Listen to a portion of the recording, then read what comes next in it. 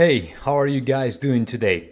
Well, this video is actually the first video I'm gonna shoot regarding to my novels, regarding to my books, regarding to the story I wanted to tell you, because it's a very interesting story. This video is going to be divided in three different parts.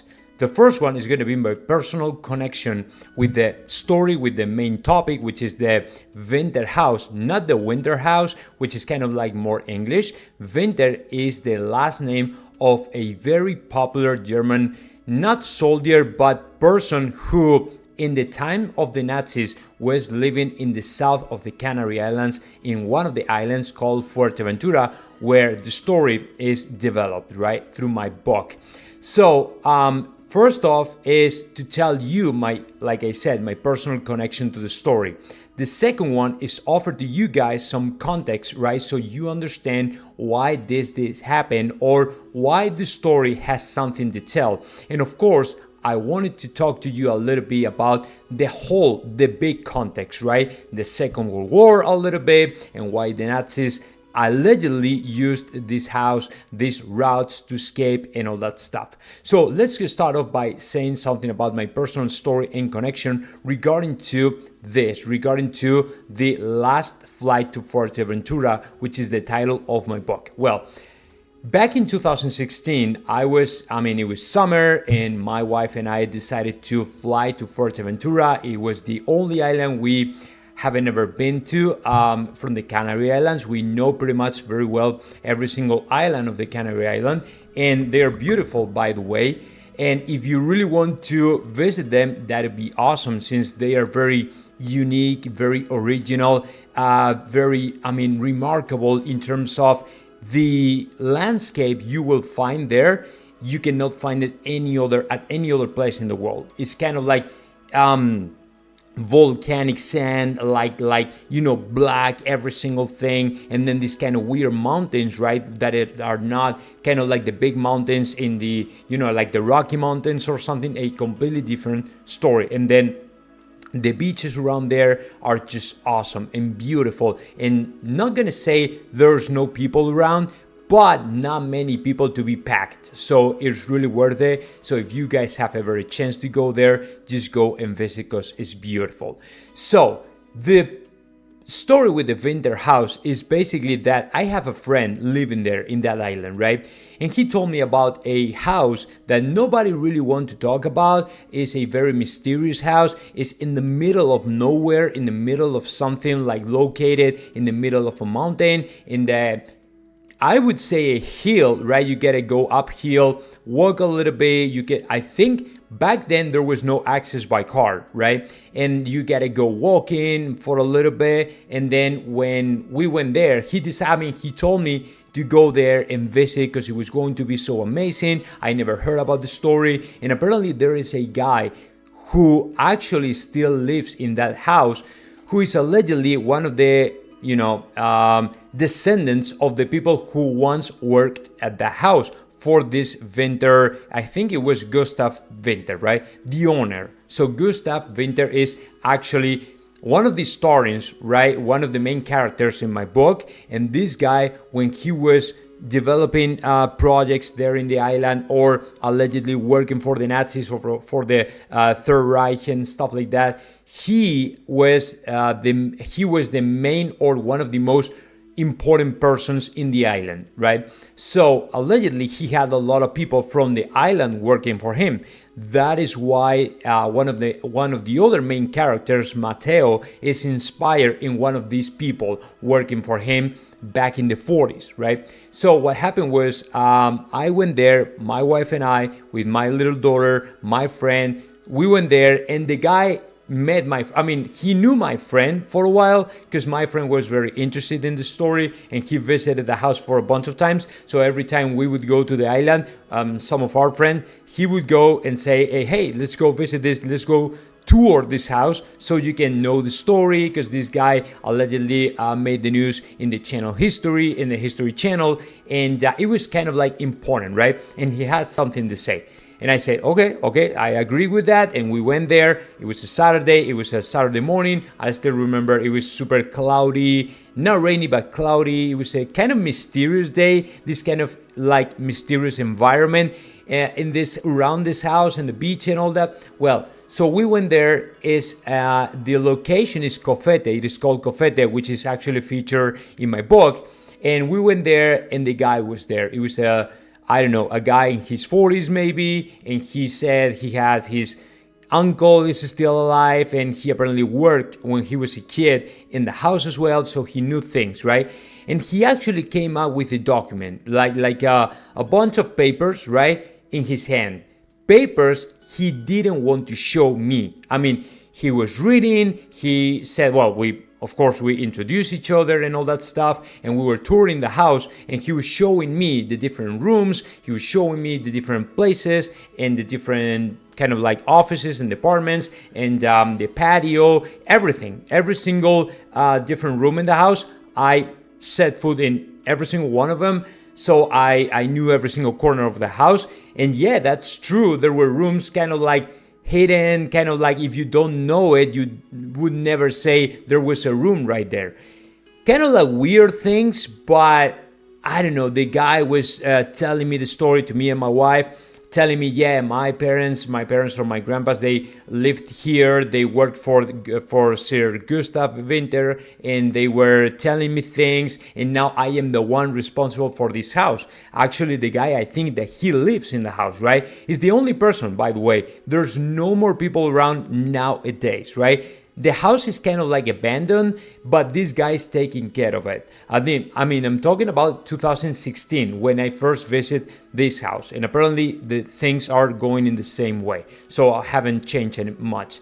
So he said, yeah, here in this room, he was touring me throughout the house and the rooms and all that, and he was telling me, okay, here allegedly there were surgeries for facial changes that the Nazis got for them to escape, right, from Europe all the way to Argentina, which is the other thing I'm talking about in my book. And yeah, this room was for surgeries, and you can see here these prints and these footprints or tool prints and stuff like that, where they put all the tools for surgeries and stuff like that. He was telling me that.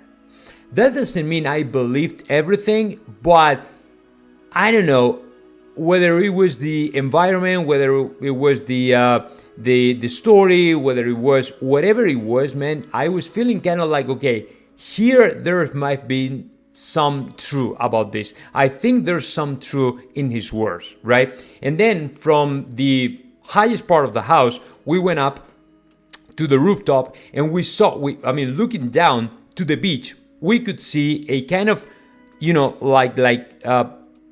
prints on the sand of the beach, right? And he would say these are actually the airplanes used to land here, right? And if you look at the sea and you see not only the beach, the sand, but if you go through to the water, you will see a kind of like two lines marked, like there was a kind of lane, like a runway in an airport. Same thing with this, for these airplanes to land and take off. And then allegedly there were submarines and stuff like that. But that is, I have to acknowledge, that was the point that really made me a little bit skeptical towards it. I mean, I was kind of like believing the story, like this guy might have been working for the Nazis, not saying or not denying anything. It actually might have made sense at some point, but the thing about the submarines and the airplanes and all that, it was a little bit more difficult for me to believe. And I said, okay, yes, perfect, good. I was kind of like nodding with my head like this and okay, yes, fine. But I was kind of like skeptical, right? That was my personal connection to the house, my personal connection to this story that made me write this book. That is number one. Number two, you guys have to keep in mind, we're talking about the 40s, right? The last century.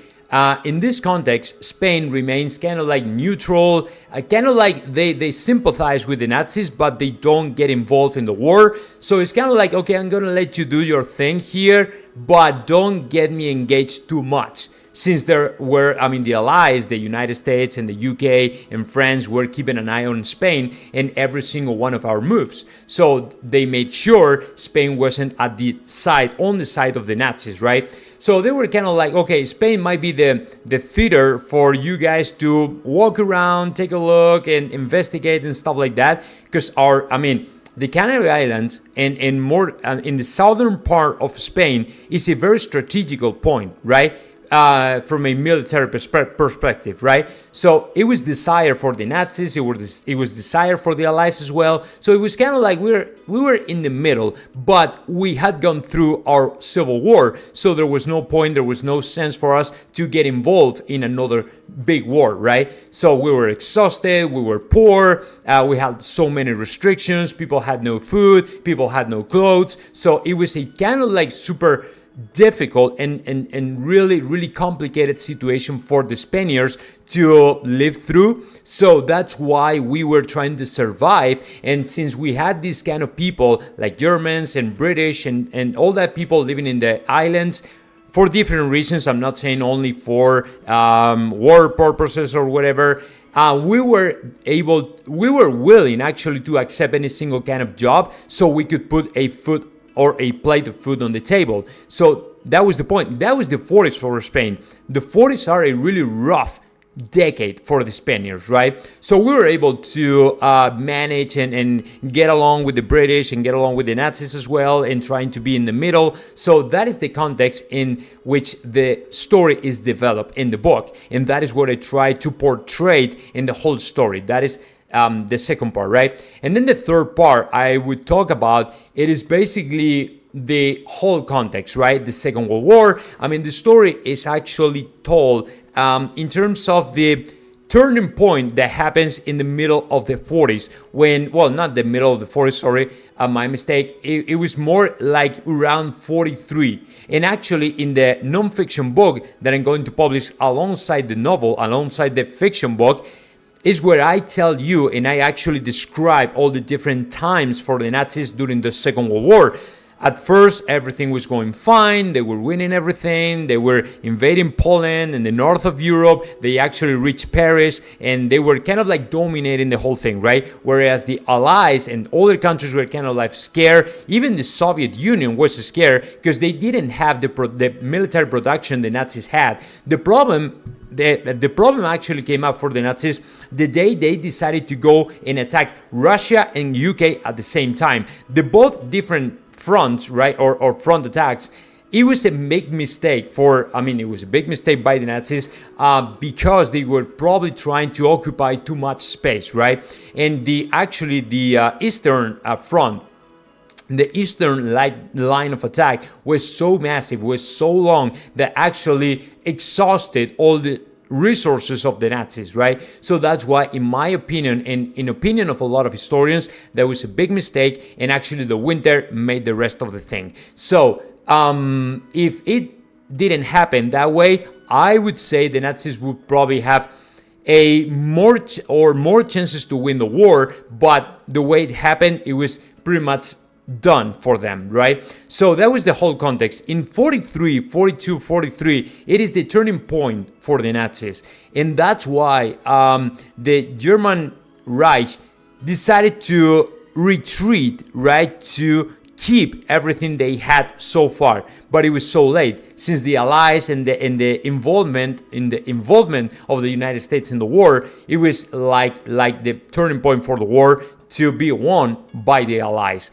So I think when the Nazis saw, okay, we're going to lose the war, we have to set up different lines and routes of escape through Spain, Portugal, France, the Atlantic, the Mediterranean. When they were setting up this kind of escape lines, I think that the south of Spain and south of the Canary Islands were the best way to move, the best way out for them to escape to South America. And actually, there are a bunch of documented cases where the major or the higher ranks in the hierarchy of the military Germany Nazi soldiers, stuff like that, they actually escape it, right? We don't know yet about like for sure about what happened to Hitler. I mean, allegedly, he killed himself, right? And there's no way out. But in recent years, we've heard so many stories about Hitler survived, he changed his face and stuff like that. And this house, right, it's ideal for this kind of context. It's ideal for this kind of stories to pop up. So that's why I think so many rumors and stories have been popping out, probably made up by tourists, probably made up as well by locals and stuff like that, to feed up this kind of like super interesting thing. So if I had to tell you if I think it's true or not, I would say, I don't know. I'm pretty sure as a historian, I would say no. I'm only going to trust the real official documents and all that, right? And that would say, yes, there was no story, there was no facial surgeries or whatever. But at some point in the bottom of my heart, I still believe something weird happened, right? Because there's no, I mean, it happens all the time in history. When you have a loophole and you cannot fill it out with something, it's like, okay, we don't know, we have to investigate further, stuff like that. But probably this kind of escape route was utilized by many Nazis to escape to Argentina. Actually, recently I heard a US military soldier, I think he was in a podcast, it's a very famous guy, Tim Kennedy, I think he was a former Navy SEAL or whatever, and he said he was doing a kind of like military training exercise, whatever, in Argentina, in the middle of nowhere, and there is a town where all the people are blonde and super clear eyes, blue eyes, and then talking in German, right? And nobody really never heard about that. So I truly believe there is something going on we don't know, right? Officially, from an official standpoint, from a official source or whatever. But I would never go that crazy to think, that, yeah, there was so many Nazis in the house just waiting in line for being their face to be, changed or perform a surgery to change identities. I mean, fake documents, 100% okay with that, right? Because that has been happening all over the place and all throughout history. But facial surgeries or I don't know, or removal of whatever, I'm not sure about it, okay? So I gotta be honest with you, and I don't want to say or lean towards this position or this theory if it's not well proved, right? But I really wanted to, in this novel, not exacerbate, but to bring up the debate for you guys to think about that a little bit, since my novel, my fiction book is kind of like about that. I just wanted you guys to have the other side of the story that might be true or not. But that is basically what happened, or what allegedly happened in the Winter house. So what I'm expecting for you guys right now, as of now, is just go buy the book, enjoy it, pretty much enjoy it, because that is a moment where we all get lost, right? And that is my main purpose, for you guys to escape from reality, not from the Nazis, but escape from reality, and to have a very joyful moment with yourselves, reading a nice story, especially if you guys are in the US and you are a very in-loved people of my continent, my country, the Canary Islands, whatever. So I hope you guys enjoy that, and of course, whatever you think about it, just let me know. I'm going to be very, like I said in my introduction video, I'm going to be very engaged with my audience. I really want to engage with you guys. I really want to respond to your questions, to your issues, to your concerns, whatever. So just let me know whatever you guys think, and of course, I hope you enjoy the video, and of course, enjoy not only this video, but of course, enjoy the book, and see you in the next one.